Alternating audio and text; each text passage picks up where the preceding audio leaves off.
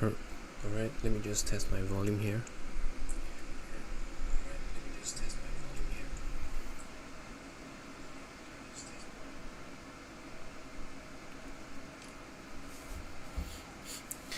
Okay, so to start off this video, I'm just gonna say that this will be my last forecast, last weekly forecast video, right? Because I don't find it really helpful in terms of determining the direction, right? Because eventually, every day moving forward into next week, Monday, Tuesday, Wednesday, Thursday, Friday, you're still going to utilize the daily profile to map out what you want to do on the lower time frames, right? So for weekly forecast, or looking at charts in general on the weekly time frame, I think it's usually more useful for long-term traders, right? Swing traders, or you can say investors, right? Traders that are looking to build positions and to hold it over a few months, and that's where I think the weekly analysis would be helpful. So moving forward, I'm just gonna do a weekly review, or basically the weekly outlook in terms of stocks, right, that I think people might be interested in, like for example Tesla, Amazon, Google, right, or even some Singapore stocks as well, right?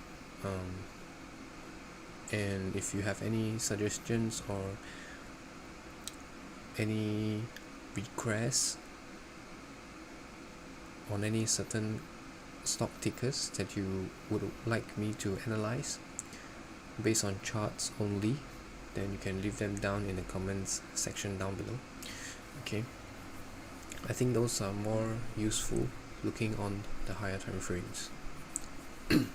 Right, and I might include the dollar index and bonds in the long-term macro perspective, but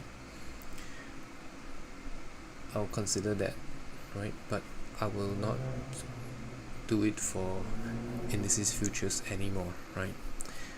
So those will be pushed to my Telegram group instead. Okay, now let's start off with this last weekly forecast for indices futures. Now we, on a weekly chart, we are here. Okay, NQ took out this swing high but was unable to close above.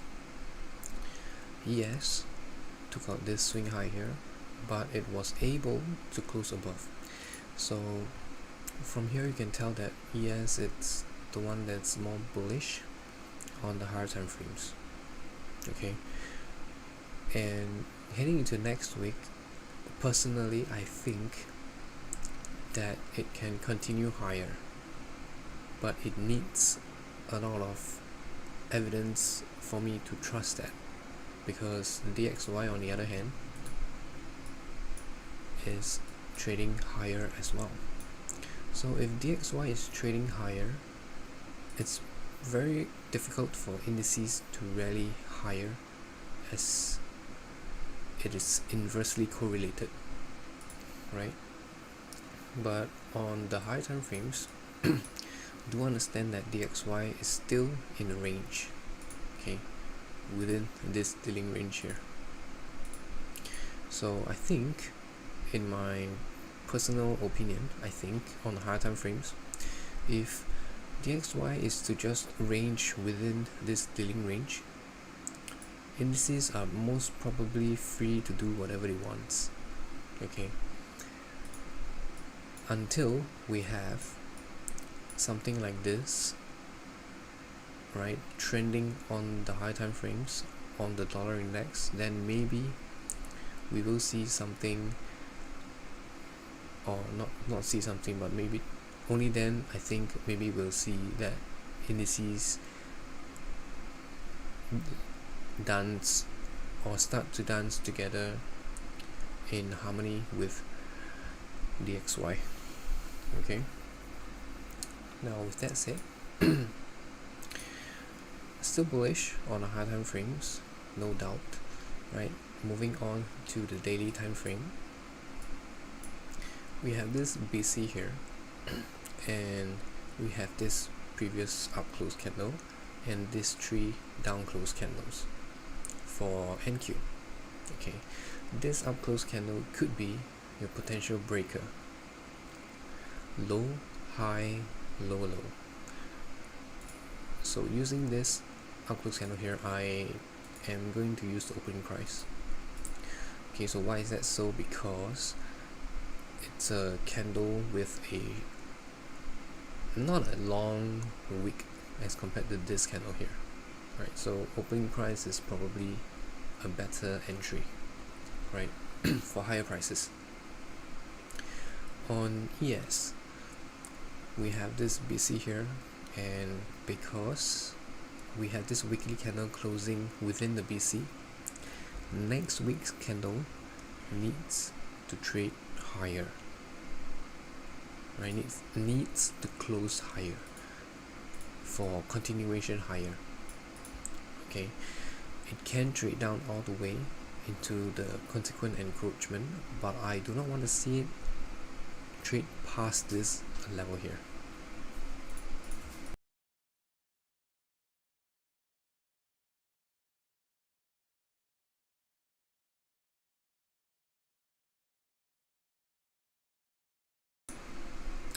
Alright, so I won't like to see it trade beyond the consequent encroachment, right? It should just be like a IOFED, right? Just trades down into here and then move higher. That is what I'm anticipating for ES, because it's way more bullish than NQ, right? For NQ, I can see the possibility of a wick down into this breaker here, okay, and then higher. That's for NQ. Alright, this is just on the daily time frames. Going lower into the 4-hour time frame here, you can narrow it down. You have this 4-hour breaker. Okay, this up close candle here, this is the breaker, and on ES you can narrow it down to this fair value gap, right? So if you're bullish, you're not anticipating price to trade down all the way to the old high, right? It should just be like maybe 25% or 50% and then higher, because we're way more bullish on ES, right? And that's about it. So it all depends on the opening price for next week, right? I have no clue what the opening price is going to be, but because we do have some events happening over the weekends, right? If you happen to see the news or watch the news, I'm not sure where the market is going to open, and I'm not sure what's going to happen. And usually the month of March tends to be a kill zone for black swan events over the years. Okay, so I'm gonna be really cautious if I'm going to seek longs, right? Because this could just be something like this when it trades down lower, right? And then it trades higher, take out this high, and then rejects lower. And NQ could just possibly do something like this and then fail to make a higher high, and that will be your SMT. Make sense here? Or you could have ES trading lower without taking out this high, and then NQ takes out the high before even coming back down into this breaker here. And then you have this SMT on the highs, right? Two scenarios is possible, right? So I'm just going to keep a lookout on that, because the fact that we are in the last week of March, and since the opening price of March, right, if you take a look at 1st of March opening price here, and let's remove this and this, right, so first of March right here, ES has moved significantly higher from the opening price, whereas NQ, it's in a consolidation, right? So NQ's consolidation is right here, low, range low, range high. Okay, we took out the lows, we run for the highs. It might just want to reverse back down into equilibrium. In that case, we would have this level here.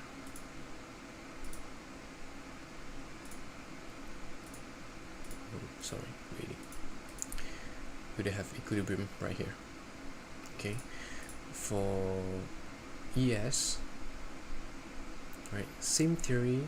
I'm applying this on a TGIF, using a TGIF concept, right? So the last week of the month, Q4, usually tends to have some sort of retracements if we see expansion in Q3, right? Only two things can occur in Q4, right? Sorry,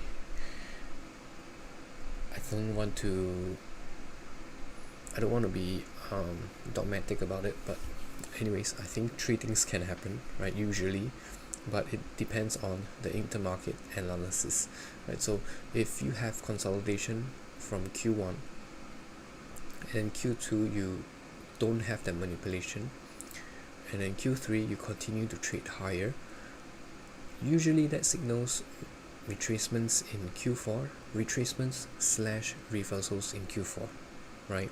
That is what I usually see on the lower time frames, right? For NQ, it's slightly clearer. You have you have accumulation, small little manipulation higher, second manipulation lower, okay, manipulation above the Q1, right? And then you have the manipulation of Q3 taking out Q1's low, okay, and then price trades back up into Q2's high. So this to me is like a seek and destroy profile for NQ, right? Seek and destroy consolidation profile. So if NQ is consolidating and ES is rallying, one of them is fake, right? And let's just take a look at what Dow Jones has been doing. Maybe we can get a better perspective here, right? So 4 hours, right? So the Dow, let's take a look at March. Okay, March 1st, right here.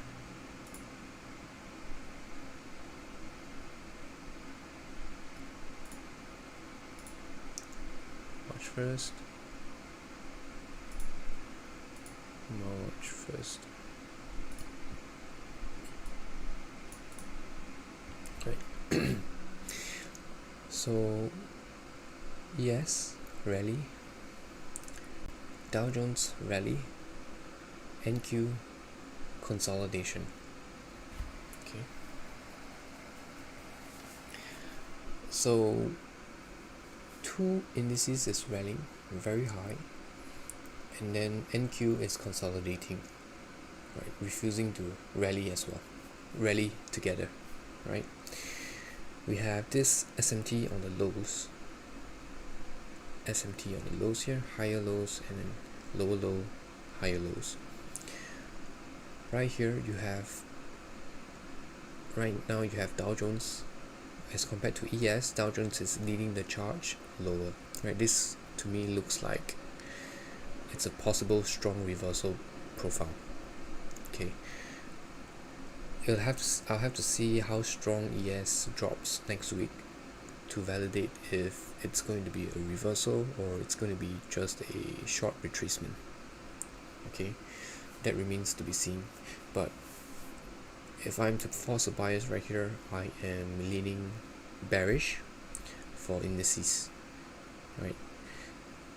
Overall for next week, right? Because I'm anticipating retracements back into the range, back into the monthly range, at least 20%, right, of the range here. So if you measure that, that would be, I mean, not for NQ but for ES, that would be around here, 25, right? 20% would be somewhere around here. Retracements back into the range, and then from there I will have to gauge if it's going to continue higher or it's going to reverse. It's that simple, right? Because we have formed this swing high on the daily. This swing high will be significant heading into next week, right? So let's just say if Tuesday takes out the swing high, then I think we're probably going to reverse, right? With SMT obviously, then there's a high likely chance that we're going to reverse, right, to fill up the at least the FOMC gap, right, the FOMC inefficiency. So this candle right here was the FOMC candle, right, and you notice that there's no wicks below this candle here. So I think price would like to be efficient to balance this out. Okay, and yep, I'm leaning towards bearishness next week. Okay, now let me see if I have anything for DXY. If not, I'm just gonna end the session here with regards to indices futures, index futures. Okay.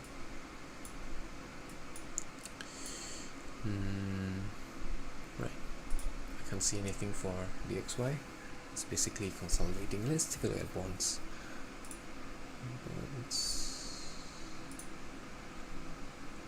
Where is the bonds?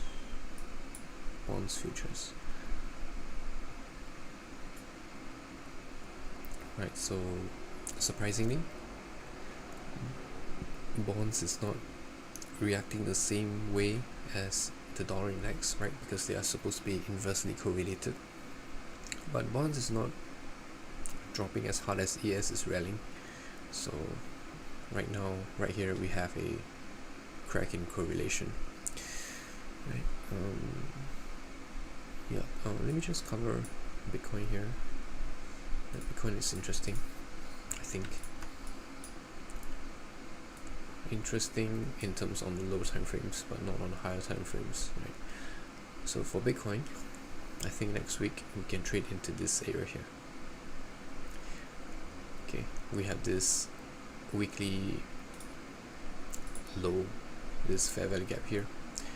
It coincides with this balanced price range, right? This inverse fair value gap here. So to me, Bitcoin, it's very simple here. If it is going to be bullish, this fair value gap should support the price, and so it trades down into here, total soup, higher prices for Bitcoin. I think that's the way to go, right? If by any means or by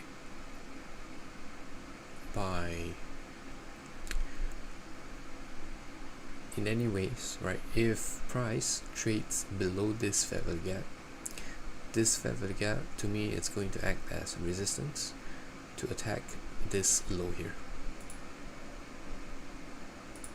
Okay, and how far below this low can it go?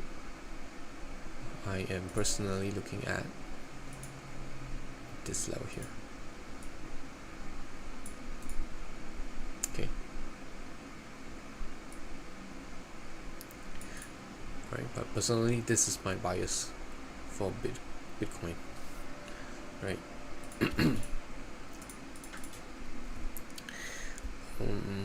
yeah, I think that's it for this video, right? I hope you find this helpful, and I'll talk to you again, right? Do make sure that if you would like to see me cover any other stocks or any other assets, right, chart analysis on those assets, I can do them, but I would mainly focus on Singapore stocks or US stocks, right? Maybe some Chinese markets as well, like HSI or CSI, or yeah, things like that, right? So if that's it for this video, right? I hope you find this insightful, and if you do find this insightful, do leave a like, right? And yeah, that's it. Thanks for watching. Have a great weekend, and signing out.